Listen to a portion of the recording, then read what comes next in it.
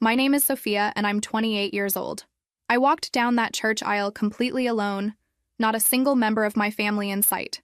The beautiful bouquet in my hands shook slightly as I realized the man I'd begged to walk me down the aisle had decided I wasn't worth the 3-hour drive. My sisters had texted that morning saying my wedding to a waiter was embarrassing to our family name. I stopped halfway down the aisle, looked at my groom Daniel waiting at the altar with tears in his eyes, and made the conscious decision to smile. If my family thought I wasn't worth their time, I'd prove I didn't need their approval.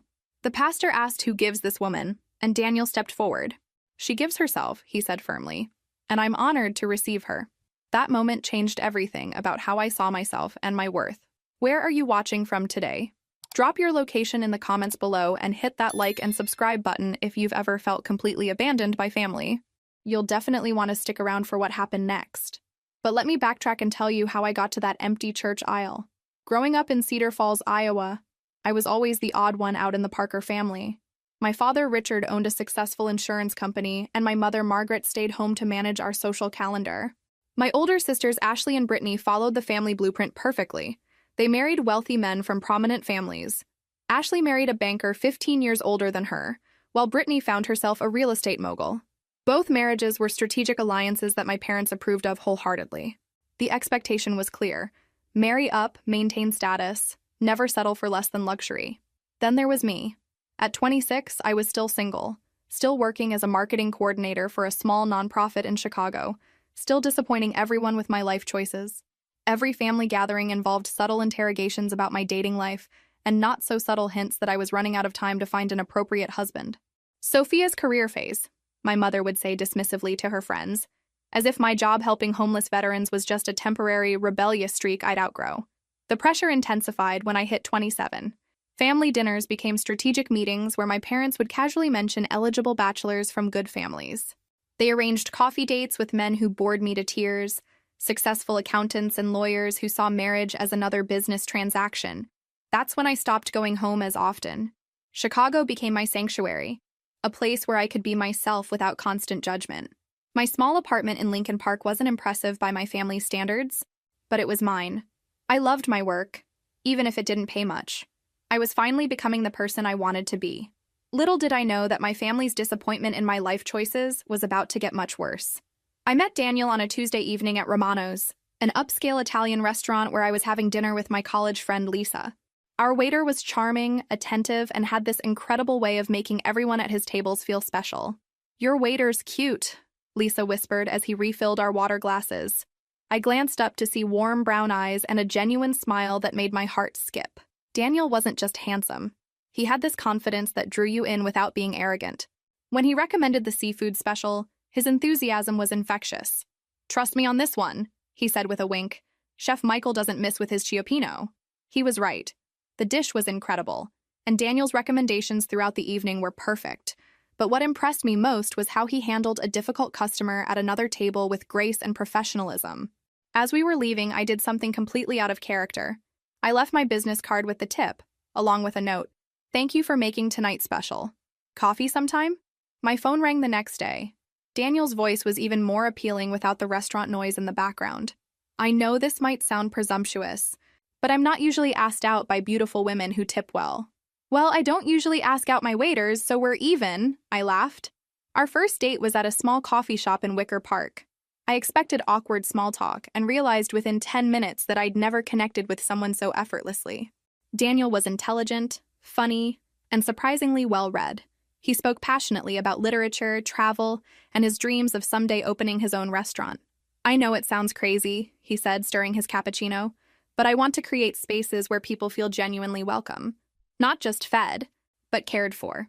That vision, combined with his genuine warmth, made me forget all about my family's expectations of appropriate suitors. Daniel made me laugh in ways I'd forgotten were possible. He listened when I talked about my work with veterans, asking thoughtful questions instead of politely waiting for his turn to speak. By our third date, I was completely smitten. By our sixth, I knew I was falling in love with someone who saw me exactly as I was and loved what he found. 3 months into dating Daniel, I made the mistake of mentioning him during a family phone call. My mother's immediate question wasn't about his character or how he treated me, but about his profession. "A waiter, Sophia? Really?" The disappointment in her voice was palpable. What does he plan to do with his life? He's saving money to open his own restaurant, Mom. He's incredibly hardworking and ambitious. Ambitious waiters are still waiters, dear. What about that nice Henderson boy I mentioned? He just made partner at his father's law firm. I'd never even met the Henderson boy, but in my mother's mind, his professional success automatically made him a better match than the man who made me genuinely happy. The conversation ended with her promising to think about it when I asked if I could bring Daniel to Ashley's upcoming birthday party. She called back 2 days later. Your father and I discussed it. We think it's best if you come alone to Ashley's party. We don't want to confuse people about your relationship status. Translation: they were embarrassed by my choice and didn't want their social circle meeting someone they considered beneath our family's standards. I went to the party alone, enduring sympathetic looks from relatives who assumed I was still single and couldn't manage to find an appropriate husband. Ashley pulled me aside during dessert. Mom told me about your waiter boyfriend. Sophia, you can't be serious about this. His name is Daniel, and yes, I'm serious about him. But what's his family like? What's his background? You can't just throw away everything Dad built for us. Everything Dad built for us. As if our family's financial success somehow obligated me to marry within a certain tax bracket. I left the party early, frustrated and hurt by their inability to see past Daniel's job title. Daniel noticed my mood when I got home. Instead of pressing for details, he made us hot chocolate and put on our favorite movie. It wasn't until I was curled up against his chest that I realized something profound. This was what love actually felt like. Not the strategic partnerships my sisters had, but genuine care and comfort. My family doesn't think you're good enough for me, I said quietly. He was silent for a moment, then kissed the top of my head. Maybe I'm not, but I'm going to spend every day trying to be worthy of you. That response made me love him even more, though I didn't tell him that yet. Have you ever felt caught between your family's expectations and your own happiness? Let me know in the comments how you handled that impossible choice. 8 months later, Daniel proposed during a weekend trip to Wisconsin. We were hiking through Devil's Lake State Park when he stopped at a scenic overlook, dropped to one knee, and pulled out a simple but beautiful solitaire ring. Sophia Parker, you've changed everything about how I see my future. Will you marry me and let me spend the rest of my life making you as happy as you've made me? Through tears of joy, I said yes. The ring was perfect, elegant without being ostentatious, exactly what I would have chosen for myself. As he slipped it onto my finger, I felt complete in a way I'd never experienced. The drive back to Chicago was filled with excited planning. We decided on a small ceremony in 6 months, just family and close friends. Daniel suggested Romano's for the reception, where we'd first met, which seemed wonderfully romantic. I called my parents that evening, expecting them to share our excitement. My mother's response was immediately deflating. Engaged? Sophia, are you sure you've thought this through? You barely know this young man. I've been dating him for 8 months. Mom, I know him better than Ashley knew Brad when they got engaged after 4 months. That was different. Brad's family has been in our social circle for years. We knew exactly what Ashley was getting into. My father took the phone. Sweetheart, we just want you to be practical. Have you discussed finances? Career plans? What if this restaurant dream doesn't work out? Their concerns weren't about my happiness or compatibility with Daniel, but about his earning potential and social status. I ended the call promising to bring Daniel home soon so they could get to know him properly. That visit was a disaster. Daniel drove up to Cedar Falls on a Saturday morning, nervous but determined to make a good impression. He'd bought flowers for my mother and researched my father's insurance business to find common ground for conversation. My parents were polite but cold. Every question felt like an interrogation designed to highlight Daniel's humble background. When he mentioned growing up in a single-parent household, my mother's expression showed thinly veiled disapproval. "And your mother's profession?" she asked. "She's a nurse at Methodist Hospital. She worked double shifts to put me through college." The admiration in Daniel's voice when he spoke about his mother's sacrifices was beautiful to me, but I could see my parents cataloging this information as another mark against him. Dinner was even worse. My sisters and their husbands joined us, turning the meal into a passive-aggressive showcase of appropriate relationships. Brad discussed his latest investment opportunities while Ashley nodded adoringly. Mark detailed his real estate developments while Brittany played the perfect supportive wife. Meanwhile, Daniel answered increasingly pointed questions about his long-term career aspirations and financial planning strategies with grace and honesty that made me proud and furious simultaneously. The final blow came during wedding planning. I'd naively hoped that once my family saw how serious Daniel and I were, they'd warm up to him. Instead, their resistance intensified. "We need to discuss the guest list," my mother said during a lunch meeting I'd requested to plan details. "Your father's concerned about mixing social circles." "What does that mean exactly?" "Well, Daniel's family and friends might not be comfortable with some of our guests. We don't want anyone to feel out of place." The suggestion was clear. Daniel's people weren't sophisticated enough to mingle with the Parker family social circle. When I pushed back, my mother sighed dramatically. "Sophia, we're trying to help you avoid embarrassment. A successful wedding requires careful planning, not just good intentions." "Successful wedding? Mom, it's about Daniel and me promising to love each other forever. The rest is just party planning." That's exactly the kind of naive thinking that concerns us. 2 weeks before the wedding, the situation reached a breaking point. I called to confirm transportation arrangements for my family, only to learn that none of them had actually planned to attend. "I thought we discussed this," my mother said when I called in a panic. "Your father can't take time away from the business right now, and the girls have prior commitments." "Prior commitments? It's my wedding." "Sophia, we've made our feelings clear about this marriage. We can't in good conscience celebrate a decision we believe you'll regret." I was speechless. My own family was boycotting my wedding because they disapproved of my choice in husband. The cruelty was breathtaking. But what hurt most was their certainty that they knew better than I did about my own happiness. "What about walking me down the aisle?" I asked my father directly when he took the phone. "Honey, if no one else is going, it doesn't make sense for me to drive all that way alone." "You understand." No, I didn't understand.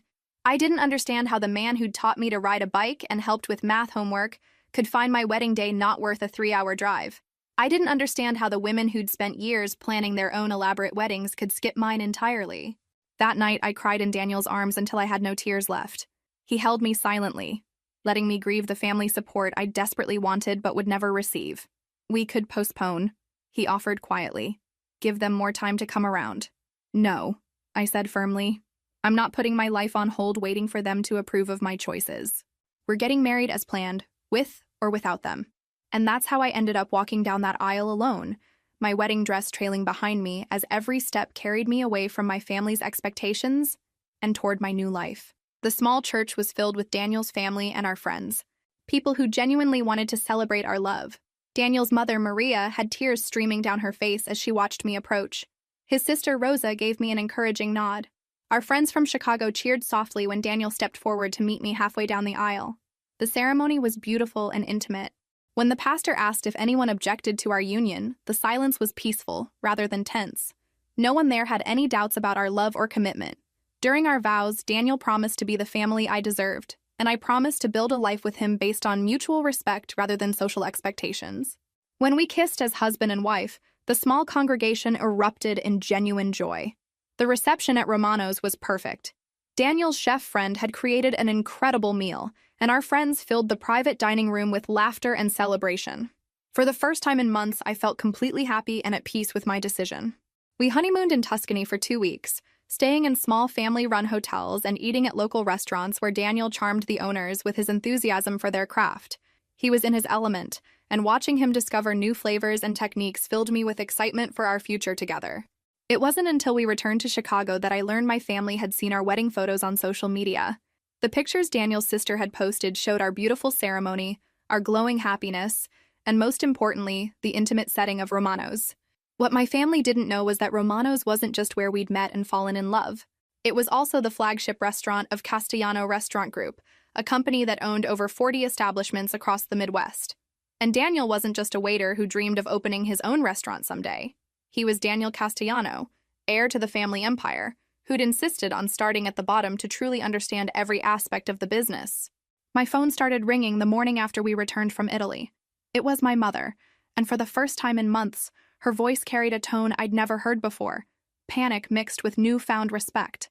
"Sophia, darling, we need to talk." The woman who'd found my husband not worth attending our wedding suddenly wanted a conversation. I couldn't help but smile as I considered whether she was worth my time. The tables had turned in the most satisfying way possible, and my family was about to learn exactly what they'd missed by judging someone based on appearances rather than character. I let my mother's call go to voicemail, then the second one, and the third. Daniel watched me silence my phone with growing amusement as we unpacked our honeymoon luggage.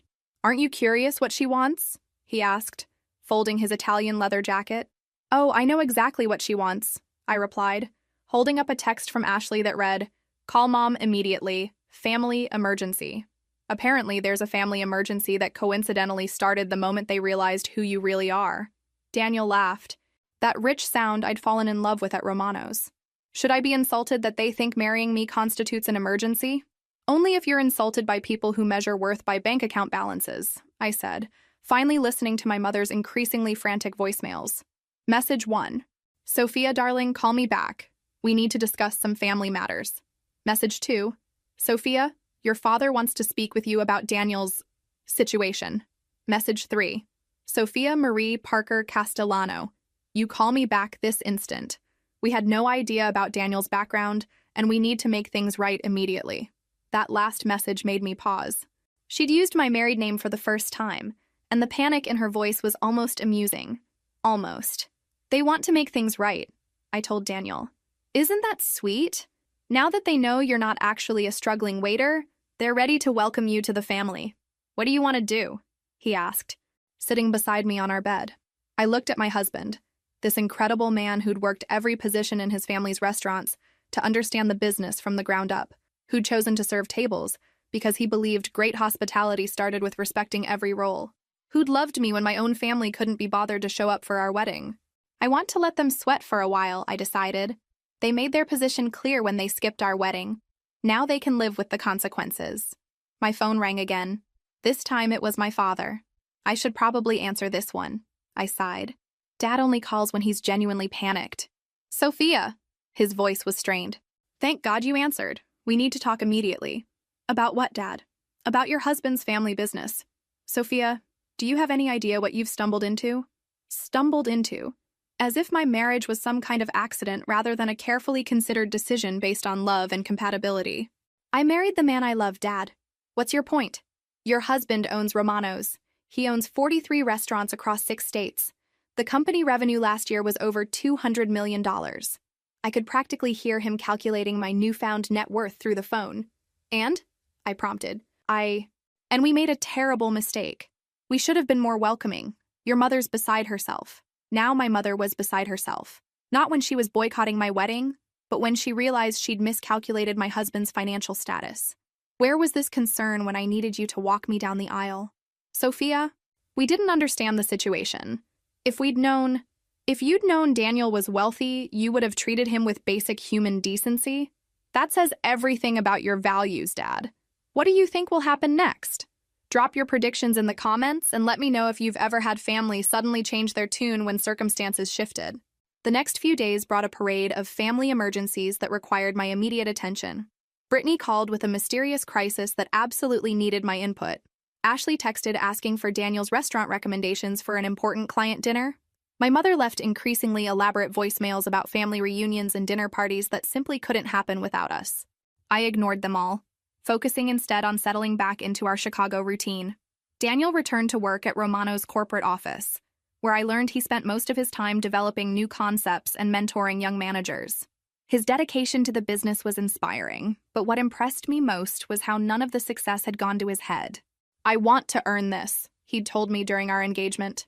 My grandfather built this company from nothing. I won't dishonor that legacy by coasting on his achievements. That work ethic was exactly what my family had dismissed when they saw only a waiter taking their order. A week after our return, I finally agreed to have lunch with Ashley. She suggested meeting at Marcel's, an upscale French restaurant that happened to be owned by Castellano Restaurant Group. The irony wasn't lost on me. Ashley arrived 15 minutes late, her usual power move, but stopped short when she saw me already seated at the best table in the house with the general manager personally ensuring my water glass stayed full. Sophia, she said carefully, sliding into her seat, you look wonderful. Marriage suits you. Thank you, I replied, noting how her eyes kept darting around the elegant dining room that my husband's family had created. I wanted to apologize, she continued, for missing your wedding. The timing was just impossible with Brad's work schedule. Brad's work schedule, I repeated flatly. At First National Bank? Yes, you know how demanding his position is. What Ashley didn't know was that First National Bank was one of Castellano Restaurant Group's primary lenders. Daniel had mentioned Brad Parker's name during a recent conversation about expanding into Iowa markets. Ashley, I said gently, You do realize that your husband works very closely with my husband's company, right? Her face went pale. What do you mean? First National handles most of our restaurant financing. Brad's been trying to schedule a meeting with Daniel for months to discuss increasing our credit line. The color drained completely from Ashley's face as the implications sank in. Her husband's career advancement was now directly tied to maintaining a good relationship with the man she'd deemed unworthy of family acknowledgement. Sophia, I had no idea. We really should have been more supportive. More supportive, I echoed. Is that what we're calling it now? I know we made mistakes, but we're family. Family forgives family. That word again. Family. They'd made it clear I wasn't worth their time or effort, but now that circumstances had changed, suddenly family bonds mattered. Ashley, do you remember what you said to me at your birthday party? About not throwing away everything Dad built for us? She shifted uncomfortably. I was just concerned about your future. You were concerned about appearances. There's a difference. Can we start over? She asked, her voice smaller than I'd ever heard it. Please? I didn't answer Ashley's question immediately. Instead, I watched her squirm for a moment, this sister who'd always been so confident in her superiority. The woman who'd once lectured me about appropriate marriage prospects was now literally sitting in a restaurant owned by the man she'd dismissed. Tell me something, Ashley, I said finally. What exactly do you think starting over looks like? We could be sisters again. Real sisters. You could bring Daniel to family dinners. And we could get to know him properly. The man you called an embarrassment to our family name? Sophia, please. We made a mistake. Can't you forgive us? I leaned back in my chair, considering her question. Forgiveness was one thing, but forgetting was entirely different. My family had shown me exactly who they were when they thought I had nothing to offer them. Here's what's going to happen, I said calmly. You're going to go home and tell Mom and Dad that Daniel and I will consider attending the next family gathering. But there will be conditions. Ashley's relief was visible. Of course, whatever you need. First, there will be no mention of our previous disagreements. No awkward apologies or explanations to other family members about why you all missed my wedding. Done. Second, Daniel will be treated with the same respect you show Brad and Mark. No condescending questions about his background or future plans. Absolutely. Third, I paused for effect. You're going to tell me exactly how Brad's promotion prospects are tied to his ability to maintain good relationships with his bank's major clients. Ashley's face crumpled. Sophia, you can't possibly... I'm not threatening anything, I said smoothly. I'm simply suggesting that Brad might want to reconsider any past comments about my husband's suitability as a family member. The power shift was complete, and we both knew it. Ashley had spent years looking down on me from her position as the successful sister who'd married well. Now she was realizing that her definition of marrying well had been embarrassingly narrow. Sophia, I'm truly sorry. We all are. Sorry that you were wrong about Daniel's financial status. Or sorry that you treated me badly. Both, she said quietly. I've been thinking about our conversation at my birthday party, and I was horrible to you. You deserved better from all of us. It was the first genuine apology I'd received from any of them, and I felt some of my anger begin to soften. Ashley had always been the most competitive of my sisters, but she'd also been the most honest when cornered. I appreciate that, I said. But Ashley, this isn't just about hurt feelings. You all made a decision about what kind of family you wanted to be. Actions have consequences. What does that mean for us going forward? I signaled for the check, noting with satisfaction that the server immediately comped our entire meal with a deferential nod.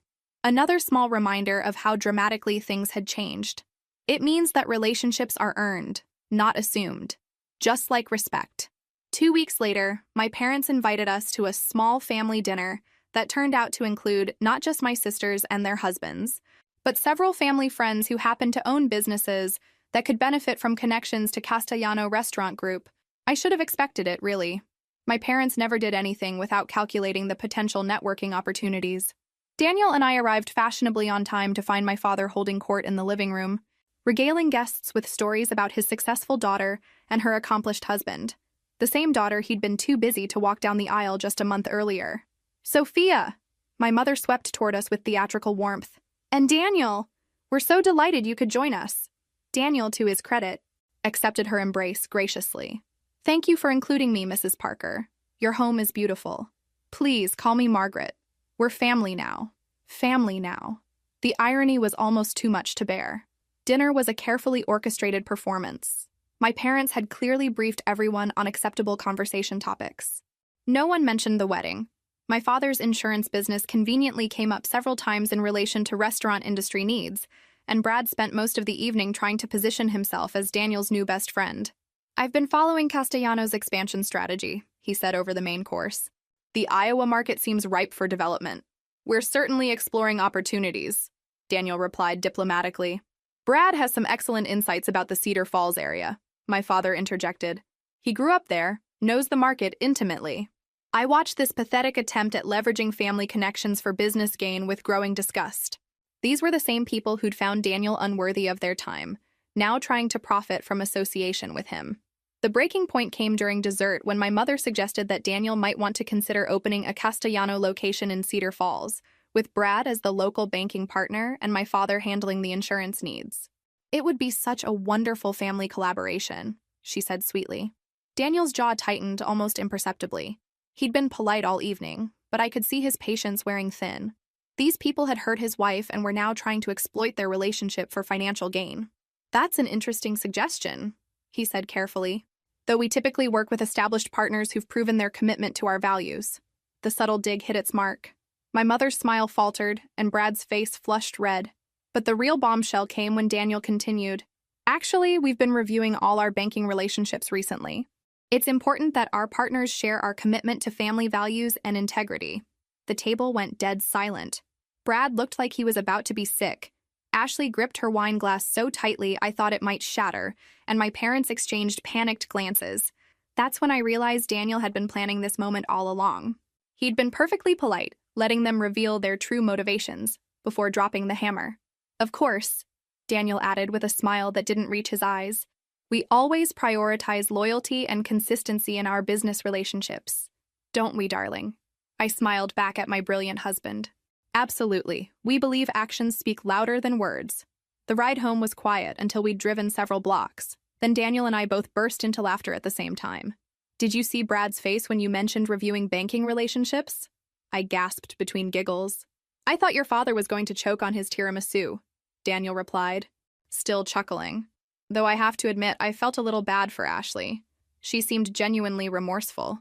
Ashley's always been the most direct one. If she's apologizing, she probably means it. What about the others?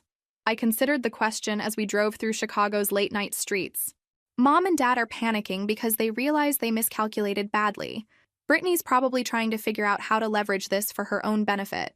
And Brad, well, Brad's probably updating his resume.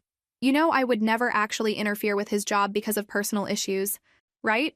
"I know," I said, squeezing his hand. "But they don't know that. And frankly, after the way they treated us, a little uncertainty seems like appropriate payback.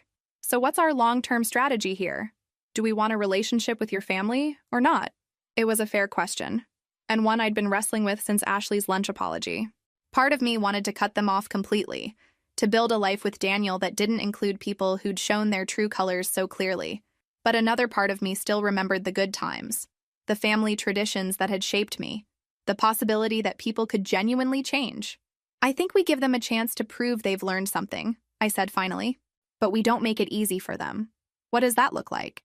"Boundaries, clear expectations, and consequences when they inevitably test those boundaries." Daniel nodded thoughtfully. "Your family, your rules. I'll follow your lead." "Actually," I said, an idea forming, "I think it's time they learned that actions really do have consequences.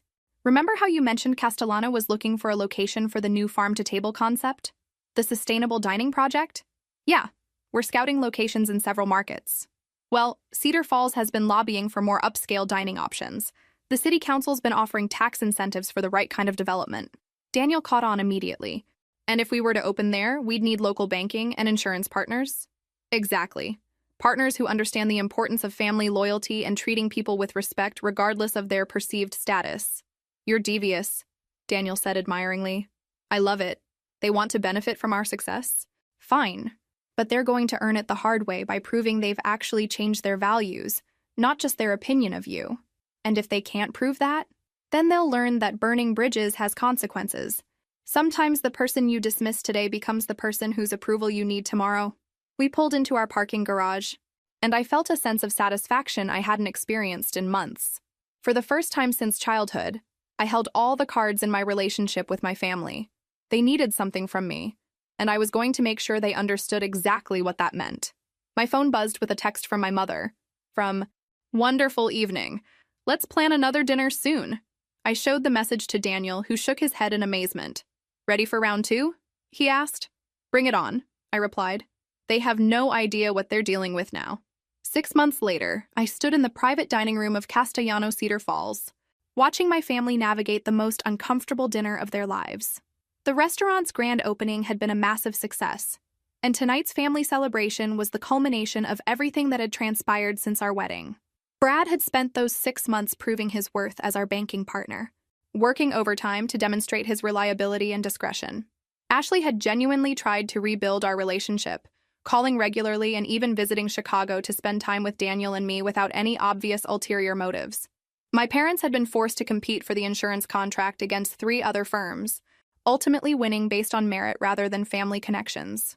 The process had been humbling for my father, who'd never had to justify his qualifications to his own daughter before. Brittany and Mark had struggled the most with the new dynamic. Mark's real estate company had lost out on the Cedar Falls project to a firm that better understood sustainable development principles. Brittany had made several transparent attempts to position herself as our local social coordinator, all of which I'd politely declined. "This is incredible, Sophia," Ashley said, admiring the restaurant's design. "Daniel's vision is amazing."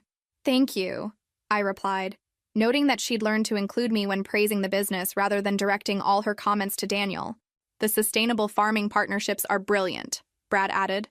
"I've been telling other clients about the model." Daniel smiled politely. "We're proud of what we've built here. It's taken a lot of hard work and cooperation from everyone involved." The emphasis on cooperation wasn't lost on anyone at the table. My mother raised her wine glass. "I'd like to propose a toast to Sophia and Daniel, and to the importance of family supporting family." I nearly choked on my drink. The audacity was breathtaking, but I'd learned to expect nothing less from her. "To family," I agreed, raising my own glass, "and to learning from our mistakes." The toast was awkward, but it marked a turning point. We'd never go back to the naive relationships of my childhood, but we'd found a new equilibrium based on mutual respect rather than assumed obligation. Later, as we walked through downtown Cedar Falls, Daniel and I reflected on the strange journey that had brought us here.